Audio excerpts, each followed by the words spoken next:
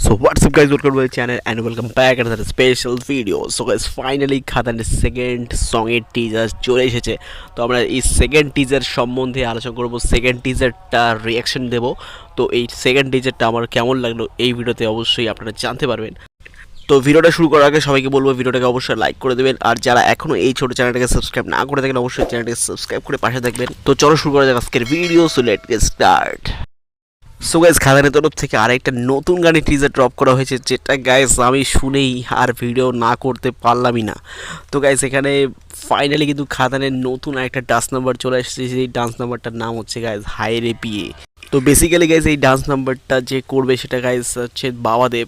তো বাবাদেবের তরফ থেকে কিন্তু এইখানে এই ডান্স নাম্বারটা করা হবে। তো এই ডান্স নাম্বারটা কিন্তু ফুল মাসালা, ফুল এন্টারটেনমেন্ট হতে চলেছে। তো আমি এখনই বলে দিচ্ছি গাইস, এই গানটা যখনই বাজবে তখনই কিন্তু সবার নাচতে ইচ্ছে করবে, ঠিক আছে? কারণ এত সুন্দর ভাইবস রয়েছে এই গানটার মধ্যে, আর হলে তো গাইস চিৎকার শুরু হবে এই গানের মধ্যে, ঠিক আছে? আর এই গানের মধ্যে কিন্তু আমরা দেখতে পাচ্ছি দেবদার সাথে যিশুদাকেও নাচতে। তো গাইস একদম জমে ক্ষীর। আর তার সাথে কিন্তু আমরা বরখাকেও দেখতে পাচ্ছি নাচতে এই গানের মধ্যে।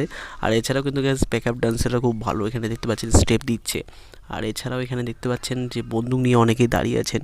তো গাইজ গানটা কিন্তু আলাদা লেভেলেই হতে চলেছে, ভিডিও সংটা তো সুপার হতে চলেছে। তো এই গানটি গিয়েছেন অভিজিৎ ভট্টাচার্য, যিনি গাইজ অনেক ভালো ভালো গান গিয়েছেন দেবদার মুভিতে। আর গাইজ এই গানটার মিউজিক দিয়েছেন নীলায়নদা। তো নীলায়নদার আগের গানের থেকে কিন্তু এই গানটার আলাদা লেভেলে রয়েছে। তো এই গানটি রিলিজ হচ্ছে গাইজ 22 তারিখ। তো এই 22 তারিখ কিন্তু এই গানটার জন্য অবশ্যই ওয়েট করবো আমরা। দেখা হচ্ছে পরের ভিডিওতে খুব তাড়াতাড়ি। সো ভালো থাকবেন, সুস্থ থাকবেন, সবাইকে ভালো রাখবেন। So by. সো গাইজ এই ছিল আজকের ভিডিও। তো টিজারটি আপনাদের কেমন লাগছে সেটা অবশ্যই আমাকে কমেন্ট বক্সে জানাবেন, আর কারা কারা এক্সাইটেড আছেন এই গানটির জন্য সেটা অবশ্যই আমাকে জানাবেন।